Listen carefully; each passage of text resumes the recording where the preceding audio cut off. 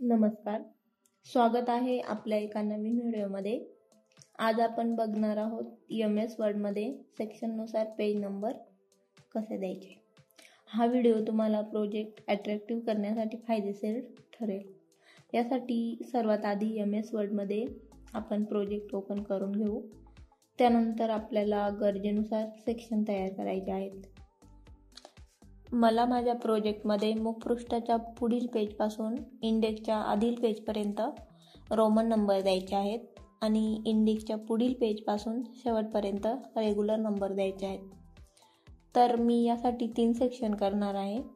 यासाठी मी इंडेक्सच्या आधील पेजवर शेवटी क्लिक करून लेआउट टॅबमध्ये ब्रेक्स ऑप्शन निवडून नेक्स्ट पेज या ऑप्शनवर क्लिक करणार आहे। यानंतर डिलीट बटन दाबून घेणार आहोत, जेणेकरून आपल्या फाईलमध्ये कुठल्याही प्रकारचा बदल होणार नाही।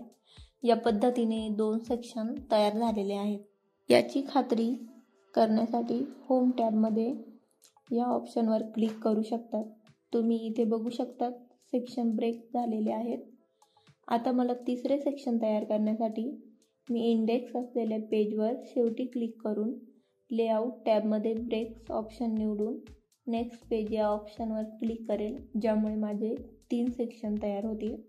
आता माझे 3 सेक्शन तयार झालेले आहेत। मुखपृष्ठाच्या पुढील पेजपासून इंडेक्सच्या आधील पेजपर्यंत रोमन नंबर देण्यासाठी मी मुखपृष्ठाच्या पुढील पेजवर सुरुवातीला क्लिक करून इन्सर्ट टॅबमधील पेज नंबर या ऑप्शनमधील बॉटम ऑफ पेज मधील एक स्टाईल निवडून घेणार आहे। या ठिकाणी तुम्ही तुमच्या पद्धतीने स्टाईल निवडू शकतात। या पद्धतीने रेग्युलर पेज नंबर येतील। यांना रोमन नंबरमध्ये बदलण्यासाठी डिझाईन टॅबमधील पेज नंबर या ऑप्शनमधील फॉर्मॅट पेज नंबर ओपन करून नंबर फॉर्मॅटमध्ये रोमन नंबर निवडून ओकेवर क्लिक करू। या ठिकाणी तुम्ही इतरही नंबरच्या स्टाईल वापरू शकतात। मुखपृष्ठावरील नंबर दिसू नये यासाठी डिफरंट फर्स्ट पेज समोरील चेक बॉक्सवर क्लिक करू। अशा पद्धतीने पहिल्या सेक्शनचे नंबर देऊन झालेले आहेत। या ठिकाणी माझं दुसरा सेक्शन इंडेक्स असलेलं पेज आहे।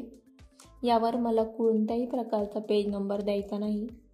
यासाठी मी या पेजवरील फुटरमध्ये क्लिक करून डिझाईन टॅबमधील सिलेक्ट असलेल्या लिंक टू प्रिव्हियस या ऑप्शनला अनसिलेक्ट करून डिझाईन टॅबमधील पेज नंबर या ऑप्शनमधील रिमूव्ह पेज नंबरला क्लिक करून पेज नंबर काढून टाकणार आहे। अशा पद्धतीने दुसऱ्या सेक्शनचं काम झालेलं आहे। आता तिसऱ्या सेक्शनसाठी इंडेक्सच्या पुढील पेजवरील फुटरमध्ये क्लिक करून डिझाईन टॅबमधील सिलेक्ट असलेल्या लिंक टू प्रिव्हियस या ऑप्शनला अनसिलेक्ट करून डिझाईन टॅबमधील पेज नंबर या ऑप्शनमधील बॉटम ऑफ पेज मधील एक स्टाईल निवडून घेणार आहोत। या ठिकाणी तुम्ही तुमच्या पद्धतीने स्टाईल निवडू शकतात। अशा पद्धतीने तिसऱ्या सेक्शनचे नंबर देऊन झालेले आहेत। या पद्धतीने विविध सेक्शन तयार करून विविध स्टाईलचे पेज नंबर तुम्ही ॲड करू शकतात।